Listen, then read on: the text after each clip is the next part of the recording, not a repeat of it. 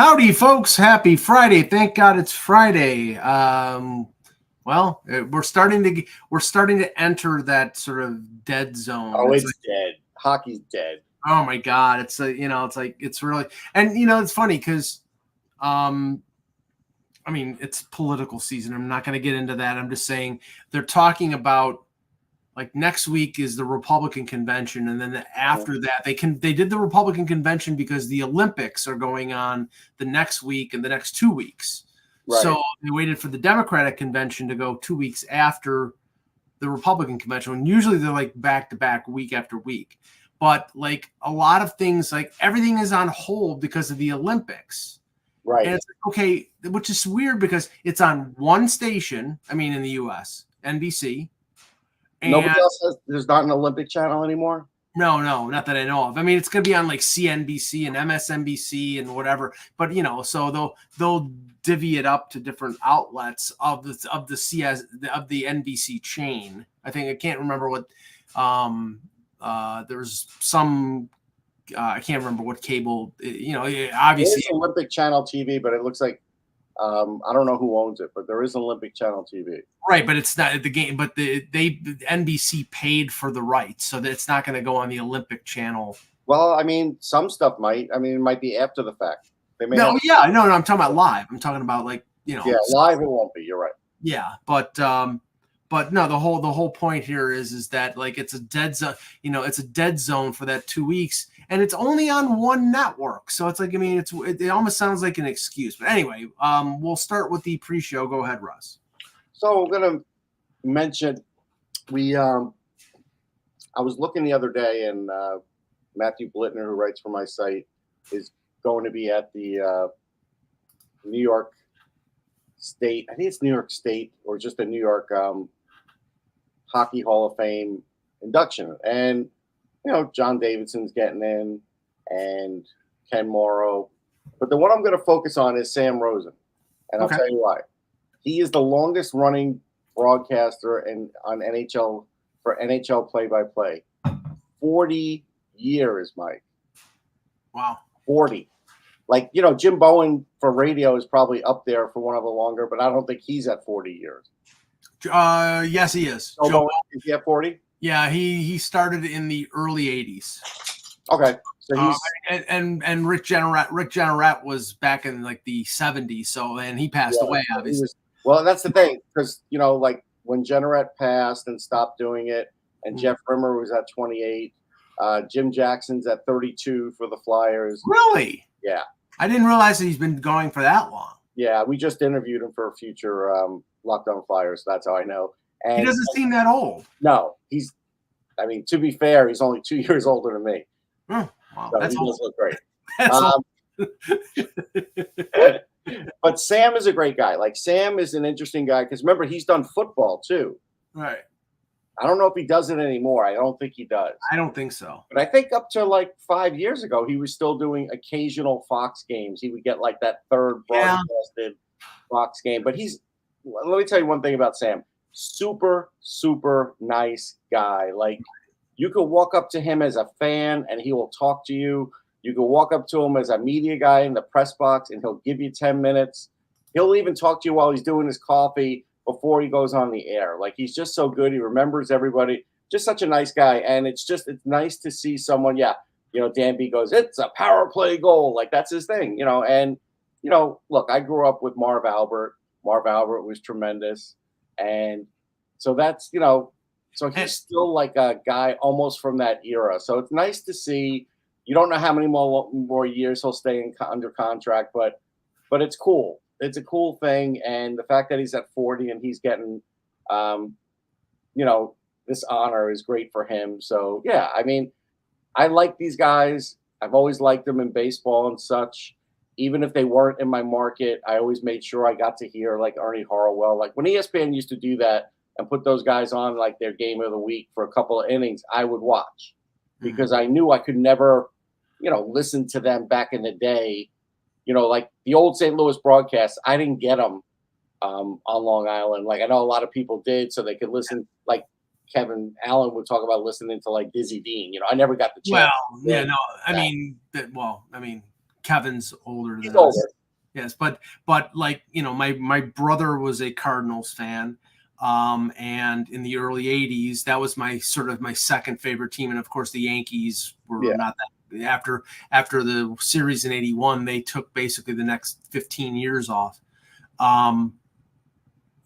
I would listen to Jack Buck and Mike Shannon on KMOX out of St. Louis. We'd get it in the summers, especially. Get the and this is before online, folks. So basically, it's like you're in your garage in the summer with the mosquitoes and the bugs flying around, and you've got a radio, and you're using your hand as an antenna to extend the regular antenna because and it would drift in and out. It's I had this gold like dual band AM FM world kind of radio, and I would get occasional Chicago broadcasts and stuff. It was fun because you might not get a full game, you might only get 3 or 4 innings depending on the weather, but you could hear guys from other cities. And then eventually cable changed that a little bit, but it really wasn't until I would say the 90s until we started seeing everybody from every market, because a lot of the older guys did get played on ESPN and eventually MLB Network.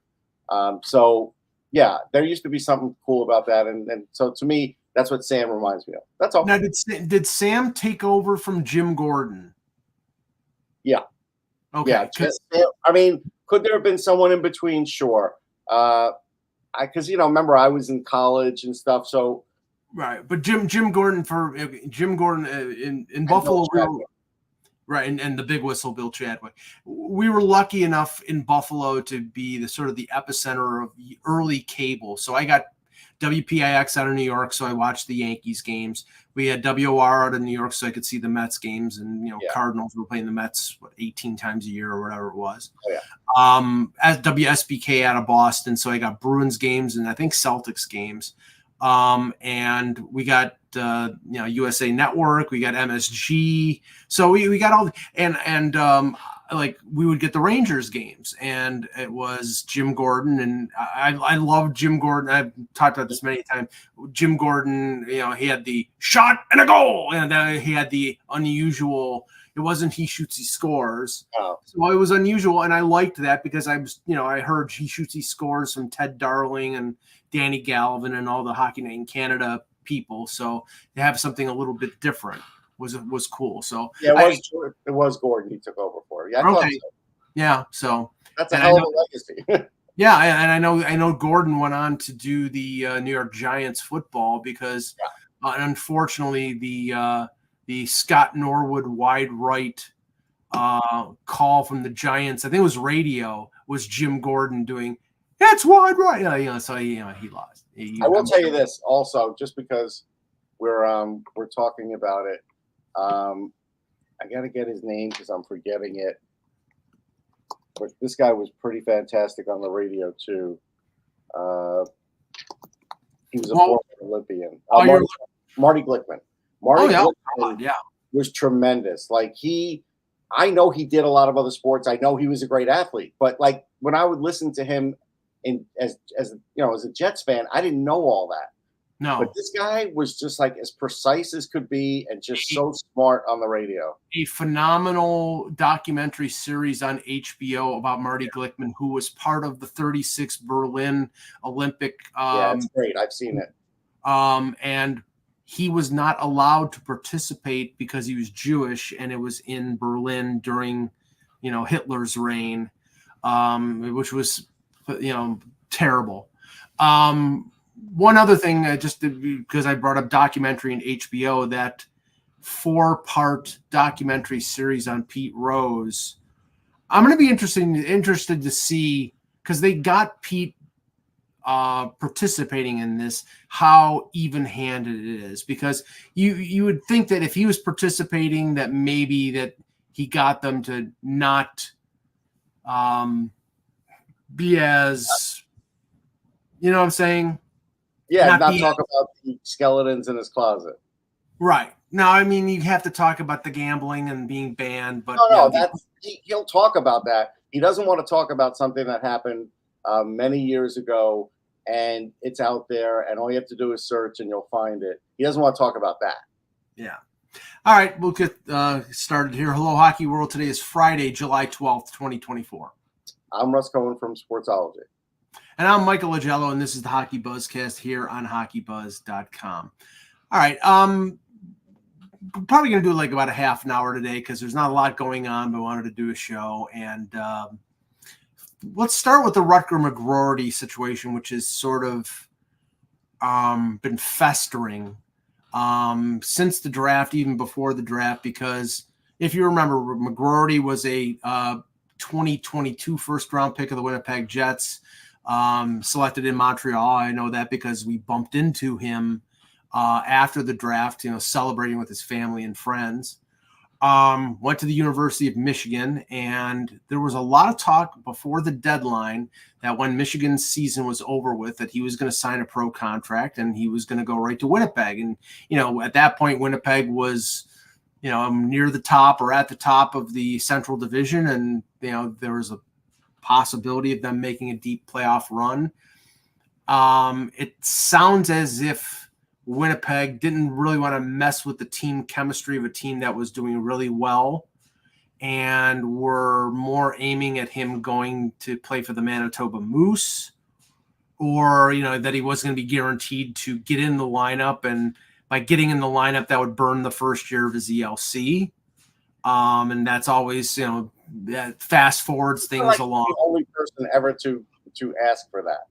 Yeah, no, I mean, that happened. I mean, Owen Power did that after being drafted first overall. He went back to Michigan. This was COVID to 2021. And he played the full year and then turned pro at the end of the year and burned the first year of the ELC. So it's not out of the ordinary, but Winnipeg apparently balked at that, or there was some problem between the two camps about the first year of the deal or bonuses or playing time or whatever, and he didn't sign, and now it appears he's never going to sign with Winnipeg, and Winnipeg is trying to trade him.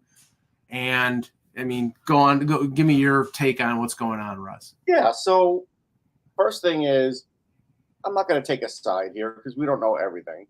Right. But all I will say is, from a team perspective, if you drafted him that high and you see that he's a good player, which he is, you have to know you got to give him every bonus and everything he's asking for. Because if you don't, you know what will happen. And so, I'm surprised that it's happening. So to me, it's probably, maybe something ownership wasn't on board with. You know what I mean? Like there was something that bugged them, maybe, or something that bugged the other side. But it's from an ownership side, you pretty much have to give everything. If you don't, you are risking not getting that player, especially as high as he was drafted. So, looking at him, he's a really good player. Now, he's not a first-line player. Right. But not everybody is. Doesn't matter if you're a first-round pick. I mean, there's so many second-line players that are first-round picks.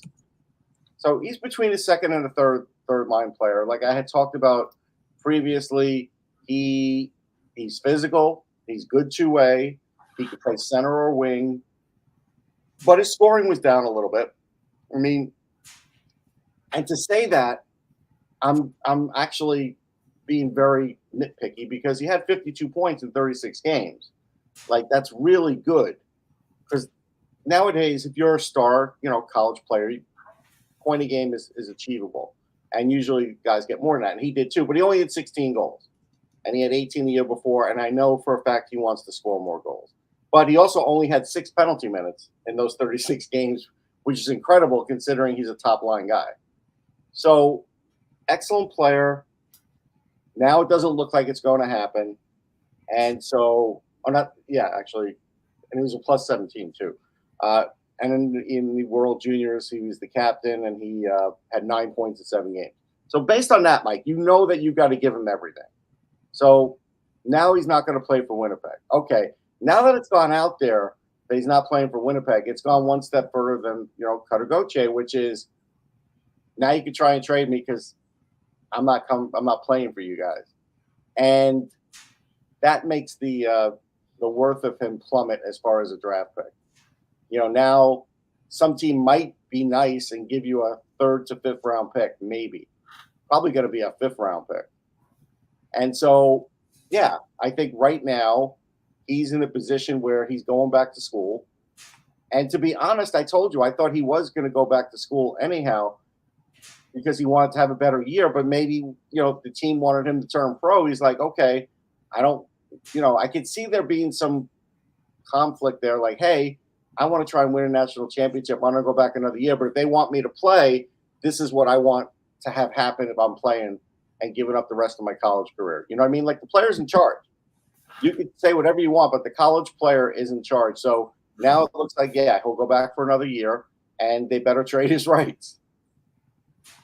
Yeah, but the problem is that the situation in Winnipeg may have a chilling effect in terms of, if a team trades for him, say, and I'm not saying this, I'm just saying, I use it as an example. Say the New York Rangers trade for Rutger McGroarty. They're not going to trade for him unless they think they can sign him, unless they're giving up next to nothing. That's a fifth-round pick is next to nothing. I mean, teams will give up a fifth-round pick when they're unsure. And now, if it's a team that's pretty sure, like, there's been some sort of, word from the player or something that he'd really consider it, then they'll get a third. And that's why I was saying third to fifth. But the unsure, fifth-round pick. And, at this point, you might as well get it. You might as well get it in the next draft because he's not playing for you. Yeah, but what they might be hoping for is that he has a big year at Michigan, and then they can it raises the price. That I mean, I'd raise it to a third, but that would be the highest. Well, that's better than a fifth. I mean, that's fair. So, I mean, right now, I seriously doubt that if they traded him today, he's changing his mind, unless the team that he's going to is making guarantees. Like if it's a team like San Jose or something like that, we'll turn you pro right now and we'll guarantee you a spot in the NHL because we're so bad. Right. Okay, then that's a possibility. Yeah. But he may not want to go there, right? He may not. Well, he might not. I mean, if he's talking about NHL opportunity and he has a chance to play with Will Smith and Celebrini and Eklund, I mean, there's a young group there. I mean, yeah, that's you said there, yeah. Yeah. So, but I mean, I don't know. I mean, I think, remember, I think he was a freshman last year, so he's got another 3 years. No. He's going into his junior year this year. Okay, so yeah, he could very simply. I mean, if he doesn't find, if they could trade his rights, and this is a Jimmy Vesey situation, and he just says, "Okay, you traded me someplace I didn't want to go. I'm just going to go back for my senior year at Michigan, and I'll turn the unrestricted free agent in August of 2025 or 2026, and then I'll, I can choose where I want to go." Right. That's why, like right now, the way it's going to go is he's going back to Michigan. It's July. He's not playing in the NHL regardless of who, because somebody would have jumped in and had all this done sooner. That's my take. No, I don't know. So now it's just a matter of you want to take a chance. I don't know if this is true, but Gary in the chat says his dad is the GM of the Muskegon Lumberjacks. I'll look it up. So, if that's what does that mean? And that doesn't really mean anything. No. That his dad. It's not like he's like unaware of how hockey works. Oh, no, I mean, yeah, he's a pretty smart kid anyhow. But yes, then maybe he, but he might have a better idea. Jim McGroarty. So there you go. Good job. All right, nice. Way to go, Gary. Again, all that does is fuel him. Then basically, if his father's a GM, he knows how to GM. So, right. Look, end of the day, he's going to go back, and somebody will probably put a draft pick on him, and then we'll hear after this season in Michigan if he feels like playing for that team. Because if nobody puts a pick on him, then he's going to do what Mike said, and he's just going to go strict free agent. If he goes strict free agent, there will be a lot of teams that want him. It'll be like similar to Adam Fox, maybe even worse, because Fox had a limited amount of places he would go. Right. McGroarty could, just about write his own ticket if he keeps playing at this rate. Right. Yeah, I remember VC won the Hobie Baker in his junior year, and Nashville tried to sign him and couldn't get him signed. And as soon as they couldn't get him signed, they knew he was gone. Well, I mean, yes, VC was very good, But there's been some guys that just get overrated too. Sure. Oh, who was that defenseman? I'm looking it up. It's Will Butcher. Well, hold on. So Matt Gilroy, completely overrated. I knew when the Rangers were signing him that he was an overager. I watched that team win a championship, and I was like, this is a bad signing. He's not a good hockey player. Now, Will Butcher could play. The problem was Will Butcher just had a short shelf life, but Matt Gilroy really couldn't play at the NHL. But we're just talking about McGroarty, Jan. So if you have any thoughts about McGroarty, I said, hey, he's going back, and some team will probably give up a 5th-round pick and see if he'll play. If not, he'll be a free agent in 2 years. I mean, the piece that kind of strikes me, and you guys may have discussed already, right, is him attempting to dictate terms in terms of playing time, right? That just on the face of it, right? That just gives people a bad taste in their mouth based upon your initial interaction and their view, right? You're trying to set yourself above others, and again, look, we can argue Jimmy Vesey did it because he didn't want to report when he got drafted originally. We know Adam Fox forced his way out of 2 places, but both of those I don't think was necessarily you have to give me X number of playing time or Y amount of first line duty. It was more, I don't necessarily want to be in the location, and maybe this is just his strategy of getting himself out of Winnipeg by making it so distasteful that he has to go, but he's not making it any easier for him to land elsewhere if he's going to try to dictate terms in terms of what he's going to get when he gets to that location. Yeah, I think you may be right, but I was just going to say he's not the first player to ever do this. This was reported. That's all.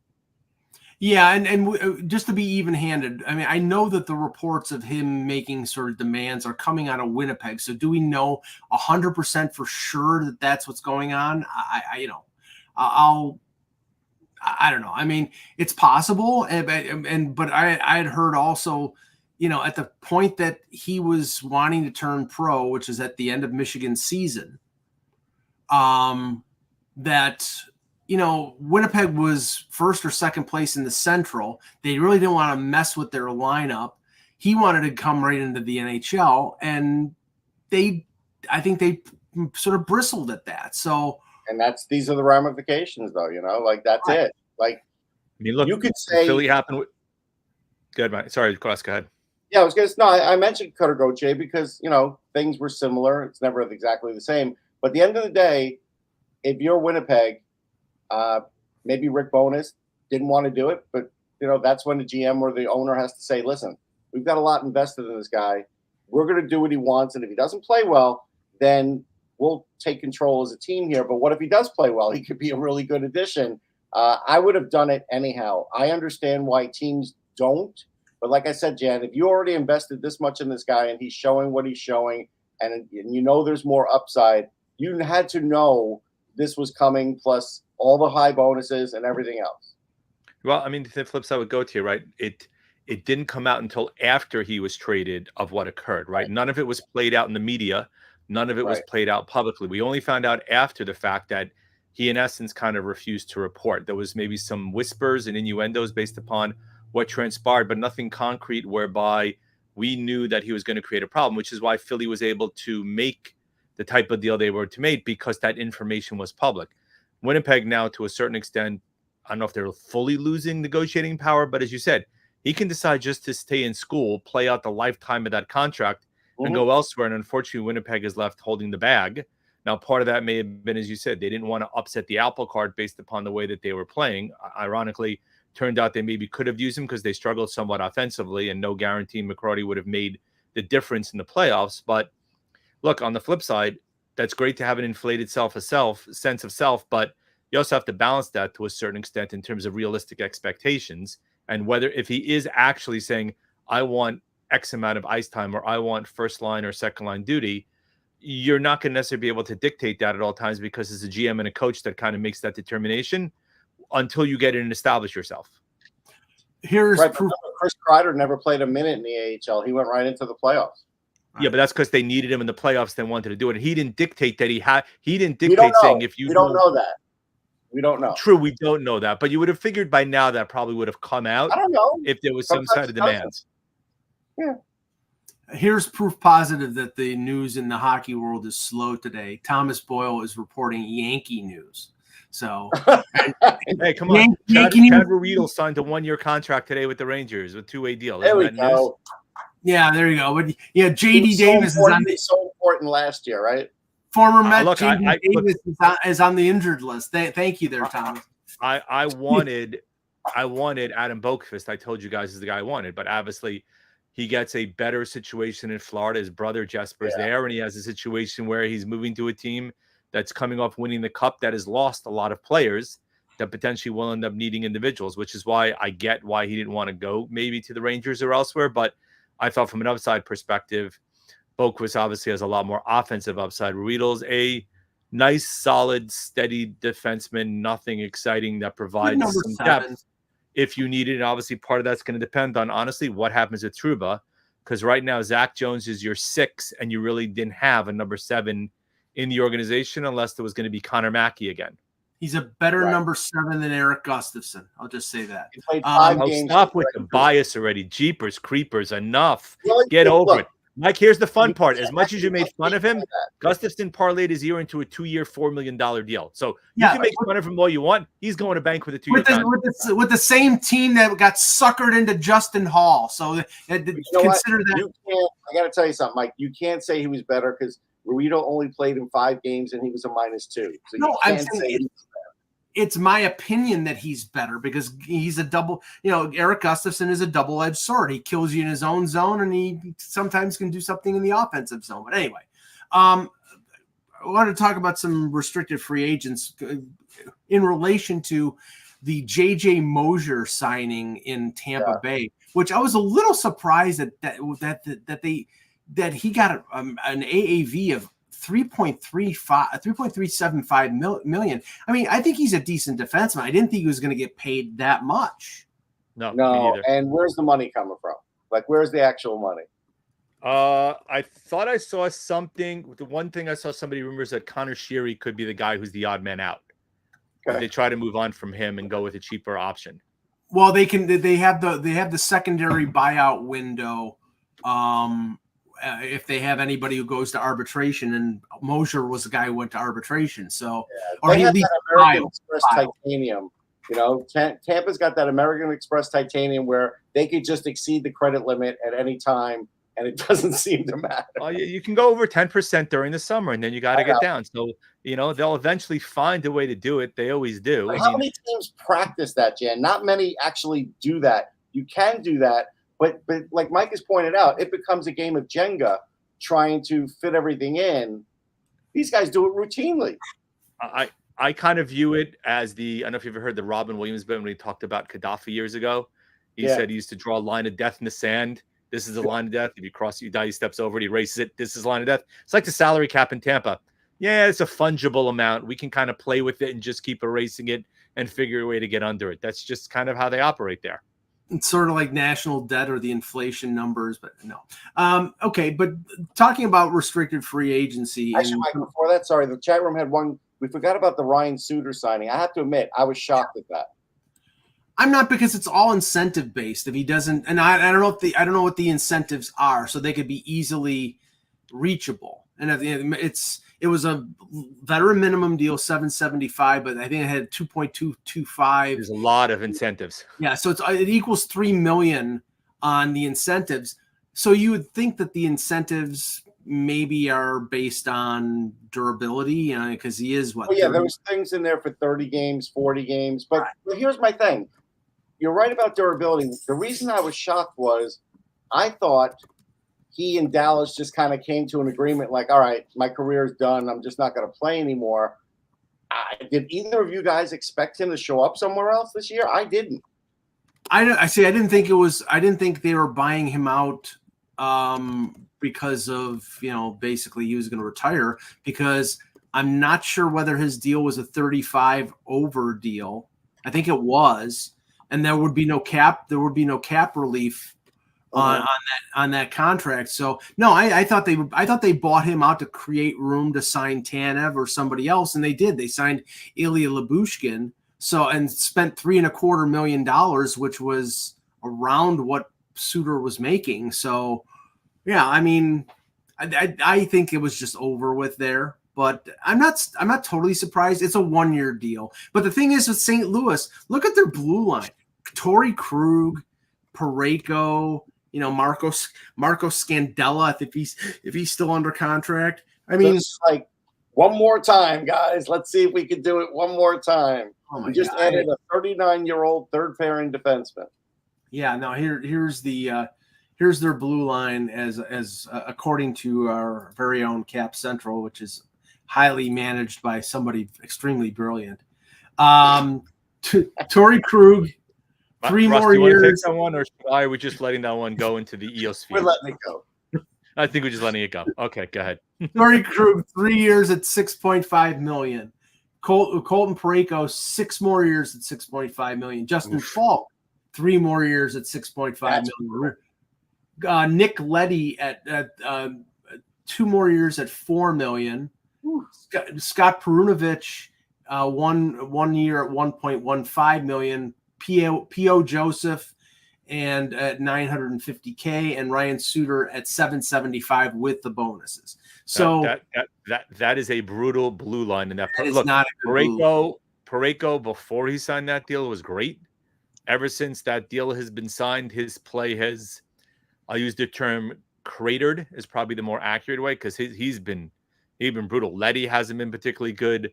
The Krug signing looks like not necessarily a great signing. So that blue line, on paper, the names are nice, but on ice has been pretty underwhelming, to say the least. And Brunovich can never stay healthy. That's his problem. He's always hurt every year. Yeah. The average age for the Blues is 28 years old. Yeah. That's pretty high. Okay, so probably the biggest news that will happen between now and training camp will be these RFA contracts. Yeah. That get signed, and there are some that, I mean, the Neckish thing, Neckish, Ukko-Pekka Luukkonen, a few of these other players, they opted for salary arbitration. So one way or the other, it's either going to be a 1-year deal or a 2-year deal, or maybe a long-term deal that gets done right before arbitration. But some of these other ones who are strict RFAs with no arb rights, guys like Lucas Raymond and Mort Seider. This is the reason why Detroit sort of kept their powder dry, mostly because they're going to spend big money on these guys, Russ. But I think they should sign Seider first and then Raymond, because of the way defensemen are. Don't do it the other way, because otherwise you're going to lose twice. I think that's my feeling. And then there is a New York Ranger RFA there too that I have some thoughts on, and Jan probably does too. Well, go ahead. So Ryan Lindgren, I think he's worthy of a 5-year, $5 million deal, but or even a little more than 5. But he's not going to get that, because I just don't see the Rangers having a way out right now, salary wise. So I think he's going to end up with like 2 years at $4 million a year or something like that. So I kind of wrote a little bit about this, though I have to do a lot more on it. So look, we've talked about him being Girardi 2.0, right? And part of the thing is the wear and tear. So my view on this is, as much as I love Lindgren, I can't give him a long-term deal like I did Girardi, because Girardi just happened to wear down at the end, and I foresee the path down the road for Lindgren being the same. My view on this, as I've said the whole time, was about a 4-year deal with about a 4.5, maybe slightly higher max to try to get him. I don't think they're going to go 5. I don't think they're going 5.5 years. I think if you only go 2, as Russ kind of said, you're setting yourself up to have major issues down the road, because he's going to become a UFA and you got to buy out a couple of UFA years. And I think that's been part of that negotiation. I think they may end up at 3 years where they may end up buying out 1 or 2 years of UFA status and then see what happens. I think they're very reluctant, based upon the history of Girardi, to give him a long-term deal, because that deal went south really quickly. Now, again, I know Molly Walker took a lot of smack in the news recently, because she made a comment of, part of it has to be consideration is that he's Adam Fox's best friend, one of his best friends. He was a groomsman at the wedding. She was saying something that everybody else is saying. There is a connection between the two of them. Those two have played together. When Fox is with Lindgren, he plays at a certain level. When he doesn't, it's clear that his plays suffer, because there is a comfortability. And if you know without even looking where your blue line partner is going to be, that helps you down the road, right? And it doesn't mean you should sign him because of that. It means that if you're considering what to give him, that should be one of the factors that you do consider, not necessarily the sole factor, right? And I love Lindgren. He is He's a warrior. He is a warrior. He is a guy who basically answers the bell nightly, and basically every time he gets hurt, somehow comes back out like Rocky V. And every time he gets knocked down, he's back up again. So it's one of those things. Look, I'd say 4 years, 4.5 to 4.75. I just don't know whether or not the Rangers are going to be willing to do that. Okay. Jan's got to drop off. Thanks, Jan. Yeah, okay. I just think, at the end of the day, like with that one, I don't think they're going to have the maneuverability. So that's why I gave the money at 4, because that may be all they could pay him to fit it in. Yeah, I mean, if they go long term, it's probably going to be with Miller rather than with Lindgren. Even though Lindgren, I think, is more integrally important to the top pairing and to Fox. I don't think the Rangers can't operate under. Well, it's Adam Fox's best friend. I don't. No, but he's also he's his defensive partner. That's what means. And that's been since the NTDP. But I'm going to give you another pairing that I learned. This is how I really learned the importance of it. Was when we did 100 Ranger greats, and Harry Howell was looking in the book, and I said, Harry, what are you looking for? He goes, I'm looking to see if you put my partner Lou Fontinato in there, Leaping Lou. And we did, and he was like, okay, now I'm really happy. He wasn't, and that's how those guys think. When you have a pairing like that stay together for a few years, that's how they are with each other, and it's important. And so, yeah, he's going to get signed, but yeah.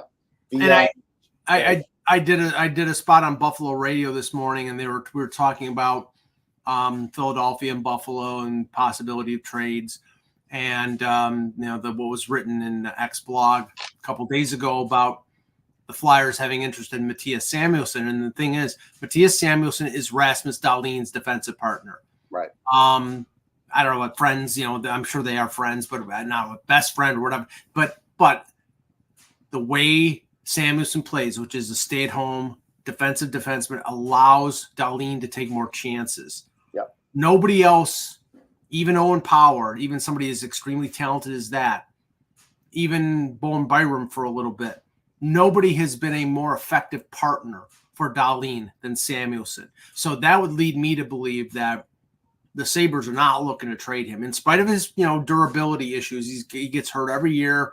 He blocks a lot of shots, similar to Lindgren, but I think the Sabres need Samuelsson and will keep him because of that. Go ahead. Now you're going to say something? No, I agree. They do need him, and that physicality is hard to teach. And he is a good defenseman when he's healthy, like he just is. Now, I'll give you three names, and then we'll call it a day here. 3 names on the restricted free agent list that I'm extremely curious about in terms of what they're going to get. One, now, like I said, Neckish, he's he's going to arbitration, so he's going to get a deal, either a 1-year deal or something bigger. But so there's no drama there. There's no offer sheet drama. There's nothing of that nature. Seth Jarvis, he scores 33 goals last year on the last year of his entry level. You have a bunch of players that have left: Gensel, Pesci, Brady Shea. Now, Carolina has a certain criteria when it comes to signing contracts. Jarvis might be somebody, he's at the right age where they could get him on the long-term deal and they could get what they consider a fair market value. 8 years, 5.75, something like that. Yeah, 8 years. I would say 8 years, 6 and a quarter. I could get him at that. I'd sign him up now. Right. Now, he jives with Brind'Amour. He plays his style. His offense has not really taken a hit, and he's more of a two-way player than he used to be. And we've learned he's fourth most important guy in that team offensively. After Aho, Svechnikov, and one of the defensemen, maybe Burns. Yeah. Well, so he's one. Quentin Byfield. That's a good one. Yeah, Quentin Byfield. Now, he finally came of age last year. 20 goals, 35 assists, 80 in 80 games. Yeah. Big center. They get rid of Pierre-Luc Dubois in the trade with Washington. I know that Jeff Merrick had said a bunch of times that he didn't think that the motivation for moving Dubois was strictly because Dubois didn't work out. He believed it was clearing the $8 million salary to sign Byfield. And you could make a case for that. Now, again, if you're them, you want an 8-year deal. Yeah, but I can't give him 8. He's not there yet. I'm going to pay for future results. I give him 7 by 8. You mean 8 million? You know, and it works out. No, I mean, you mean 8 years, but 7 million? Yeah, and if it turns out to 7.25, I'll live with that. But I can't do 8 by 8 because while he is playing as a number one center or will play as number one center, I don't think he's like an 80, 85 point guy. No. So based on that, I kind of have to pay him in the middle salary range of what a number one center is. Does that sound fair? Yeah, no, I think it does. And it coincidentally, Craig Custance is writing a book or has written a book, and Kyle Dubas was quoted in this book, and he was asked about any major regrets about your time in Toronto, and his regret was not signing Tavares. It was not going down the road of getting the other 3 of the core 4 signed to extensions before Tavares was signed on July 1st. And I was covering the team daily at that point, and I remember, let's see. And I said this in my article today. Lou Lamoriello is responsible for the Nylander thing. Nylander, they burned the first year of his ELC in the year that they were tanking for Matthews. His second year, he scored 60 points. They could have signed him to an extension at that point, and they did not because, now whether that's against Lou's ethic or whatever, it wasn't even investigated. At least it didn't sound like at the time, it did not sound like it was even being, that we're not going to do that. We'll negotiate with him after his contract is up. And then they do. And he goes almost, he holds out till December. And this is after the Tavares deal was signed. And if in the span of 8 months, they signed Matthews to a 5-year deal, and at $11.6 million, so he was the second highest paid player in the NHL, and they didn't get him on an 8-year deal. And the same thing with Marner in the following September, they got him on a 6-year deal for $10.9. So the whole thing is, if you're going to pay somebody through the nose, you get the 8-year deal, and Dubas didn't do that. So that was where his major malfunction was. But but in terms of the going down the road, that was on Lou to start. I do have breaking news. Go ahead. Now this is going to surprise you, and this shows you how far out of the loop we are at times with stuff that I guess the SPs were last night, and McDavid won the best NHL player. But I didn't even know the SPs were happening. I had no idea at all. Well, I didn't have an idea, and I don't care. Right, I don't care either, but I just didn't even know.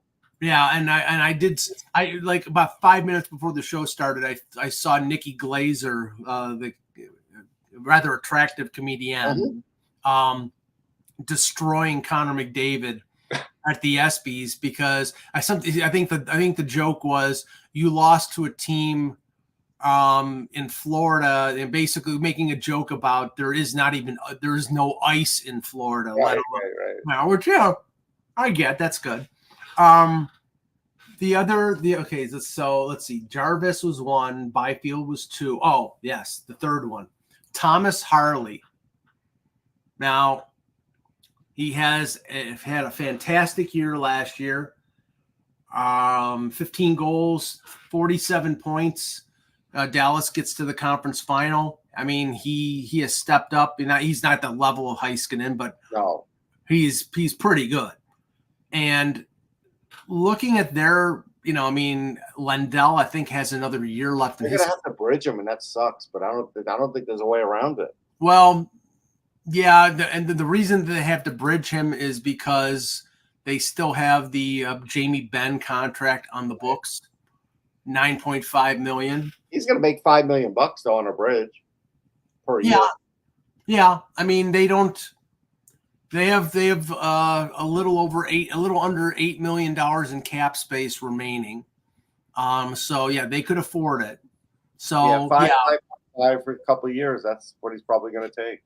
Yeah, and then once Ben's money is cleared, or maybe you re-sign him for a lot less, then you can pay him. But yeah, that's probably. I mean, most of these players aren't going to want the bridge, but in this instance, Harley's probably going to have to accept the bridge. So yeah, okay. Or maybe Dallas gets like another sponsorship with like Whataburger, which is a great place out in Dallas, by the way. What is Whataburger? Whataburger. Ah, okay. Spelled just like I said it, and they're really great. Okay. All right, we'll call it a day there, and we'll be back on Monday with another edition of the Hockey Buzzcast for the departed Jan Levine. For Russ Cohen, I'm Michael Agello. Thanks for watching, and remember, without the buzz, it's just hockey.